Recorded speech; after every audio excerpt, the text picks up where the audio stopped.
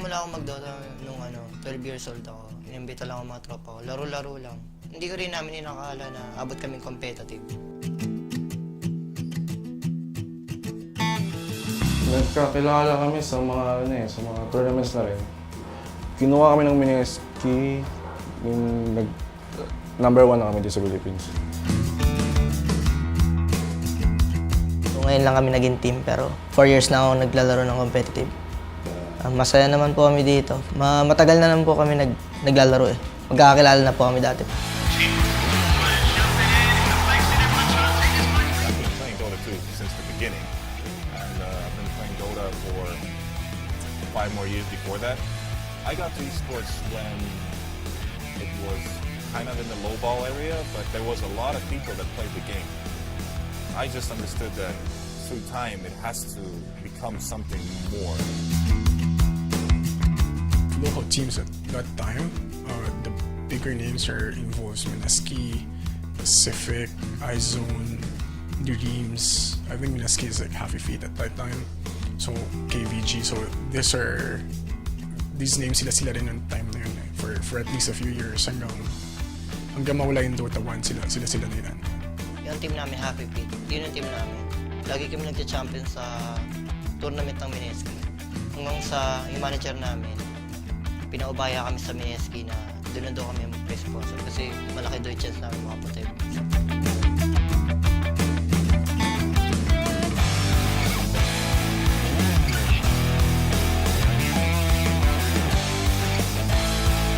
So, sa Mineski Gaming Mansion po, meron kaming parang kailangan ma-consume hours per week, which is a maximum is 40 hours a week. Naglalaro kami araw-araw ng 8 to 10 hours. Kumukuha rin kami ng idea, nanonood kami ng mga laro na sa mga solo players sa ibang bansa. Individual practice namin, siyempre mag-start kami sa mga pistols, 100 kills, rifles, 100, tapos sa sniper ako, 200. Lagi yan araw-araw, para lang andun pa rin yung aim mo, pati yung reflexes. Kumain mo na kami maraming talo. Sobrang dahil namin tournament na kinain na puro talo talaga kami. So, parang nakuha namin kung ano yung dapat namin gawin sa isa't isa. Hindi na kami nag-uusap. Gusto ko lang namin kung ano yung timpla ng team namin. A lot of people that do sports that are really good at it are like usually talented, but you can't do anything without being dedicated into the game and just kind of putting all the hours into it to actually use your talent. But overall, you need to figure out how the game actually is supposed to be won. Just playing it is just one part, and actually understanding how to win the game is the second part. Third part is that you actually need to be a good human to connect with people. And as long as you start putting all those things into a ball, you'll be a very good player.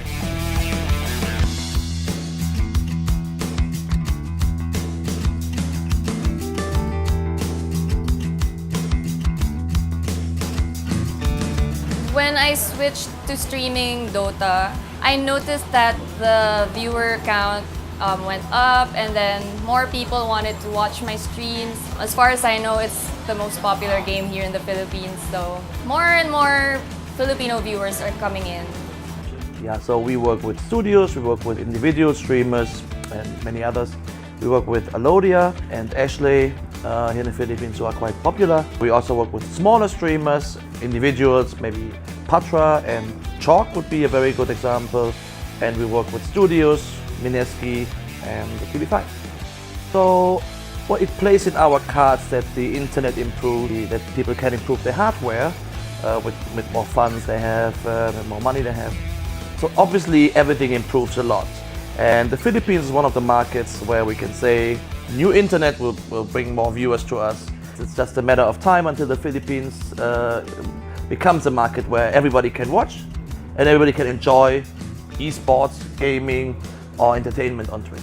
Our goal, as Twitch as a platform, is really to try to get individuals and help individuals kind of turn gaming into streaming and really making it into their career, right? So, people can stream for a living, and we're starting to see that kind of happening right throughout the world.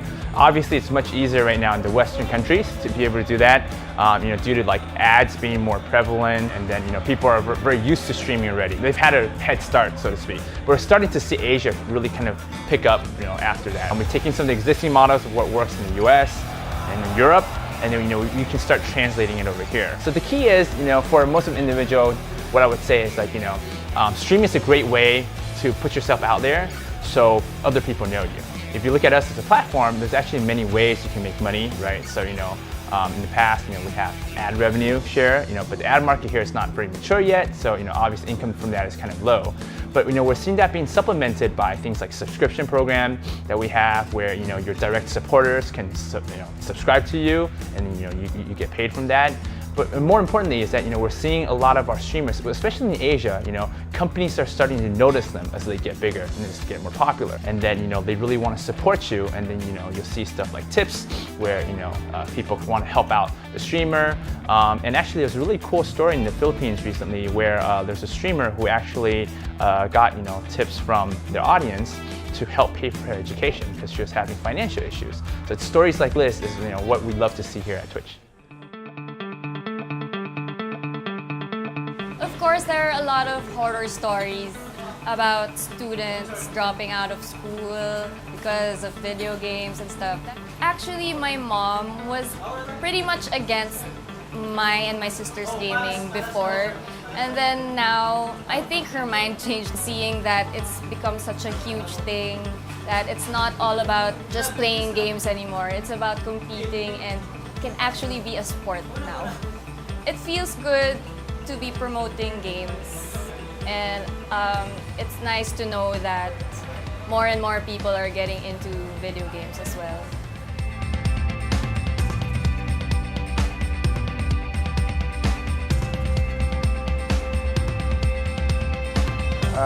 We have been doing esports for more than 11 years now since we started as a team, and we have been running events in Philippines since 2008.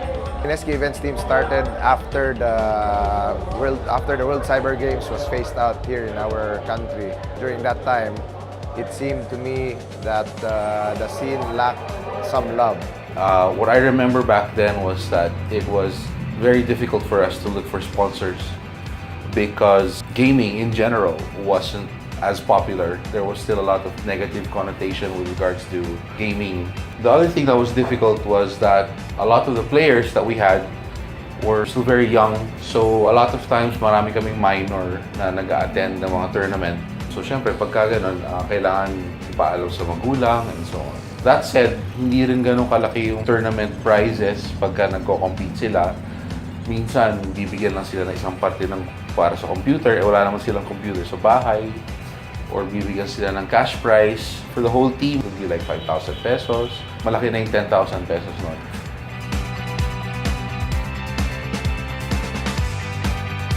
In 2012, we started with just PC lang. But now, nakakatuwa kasi there are mobile companies now who are interested to join and do their own competitions. So it has evolved from just PC only now to mobile gaming. Happy ako for esports na as of now, it's being televised na. Esports in other countries are being featured on ESPN. The esports is being recognized worldwide right now. So, and as a gamer, as an esport enthusiast, I am happy for the community. Masaya maging part ng culture na dati, somewhat being looked down upon, and right now, look, saan dinala yung esport ng passion ng gamers. Ito na! Nasa MOA Arena. So, oh my god, the size, look at this. We just booked the arena. I mean, it's just getting bigger and bigger. You have the support of government. You have TV5 covering the finals, which is unprecedented. It's a local network going mainstream. And you have Action TV covering the whole thing. And I think it's just you have these big players coming in. Here in the Philippines, I mean, I think we're establishing ourselves as, I mean, personally, in my opinion, one of the best, or if not the best, crowd in Southeast Asia. The support from Pinoys, from government, from TV5, from Smart is not going anywhere.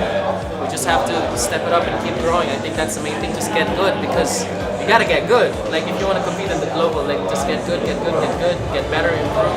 I think we obviously have a support system that's growing, that's getting better, so I think just get awesome, Esports before, for most, was impossible. A lot of people told me that what I wanted to do was impossible. I built Mineski with the primary goal of building esports and prove them wrong. Because it's very hard to accept when your parents tell you that you have been wasting 4 years of your life playing that game. No? So I was like, I'm gonna make something out of this. Everything that wasn't there before when I was a player myself, I built slowly through 8 years of making esports events. I myself was a player before, so I know the struggle in regards to how to sustain the support. So we sponsor teams, and then we always find it in a way that other organizations do follow. So we set the standard, like how much we pay the players, what does the player get in benefit. You've been to the house, the mansion, they have a swimming pool. Even I don't have a swimming pool. So we want to treat them like rock stars. That's the way they were supposed to be.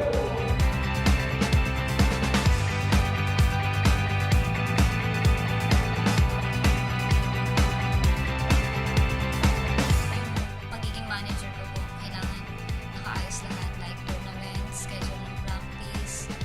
Kailangan parang binibili mo sila. Pag may tournament sila, kailangan magagaanin mo yung loob, walang iniisip na pressure. Parang mami talaga. Pati na yung mga personal nilang problema, kailangan ina-advise mo sila. You have to have players that make you play better. You have to learn something constantly. Yung mga friends ko po, proud sa akin. Yung parents ko po, kinulit ko pa. Kasi po, wala naman po atang may gustong tumigil mag-aaral yung anak para maglaro. Siyempre, thankful ako sa management sa Mineski na binigay sa amin mga ganitong pagkakataon. Kasi bihira lang talaga maka-experience yung ganito. Na-imagine ko na yun dati ko na alam ko kasi pag tinuloy ko itong gaming, may mararating talaga ako. Kaya ngayon parang hindi na kami gugulat sa nangyari. Ngayon na matagal na po akong naglalaro, itutuloy ko na lang po hanggat sa marating ko yung pangarap ko. Siyempre, nung una, against pa yung parents ko. Siyempre, hindi nila alam eh. Hindi pa nila alam na pwede kumita sa ganitong career. Sa uli, naging supportive sila nung kumikita na talaga ng maraming pera. Bali graduate lang ako high school. Tapos gusto ko mag-college pero nahihirapan din ako kasi parang ako rin yung tumutulong sa family ko. Kaya yung imbis sa pang-aaral ko, tinutulong ko muna. Nakakatulong din ako sa mga, kahit konti lang kasi kinikita ko, nakakatulong pa rin ako sa mga, at least kahit konti, sa mga bills sa bahay. Lalo na pag nasa-short kami sa budget, hindi naman kami mayaman. Pag nasa-short kami, bibigay ako kahit paano. Hanggat makakatulong. Siguro, ako naman ang dream ko lang makapasok ng The International. Kahit hindi mag-champion, kahit maka-placement lang. Pero kailangan ko rin siyempre makakampi ko. Gusto ko kung ano yung dream ko, kailangan magtulungan kami. Parang dahil sa Dota nakapunta kami sa iba't ibang lugar sa mundo na hindi man dapat namin mapuntahan. Napupuntahan namin dahil lang sa Dota. Kaya masaya ako.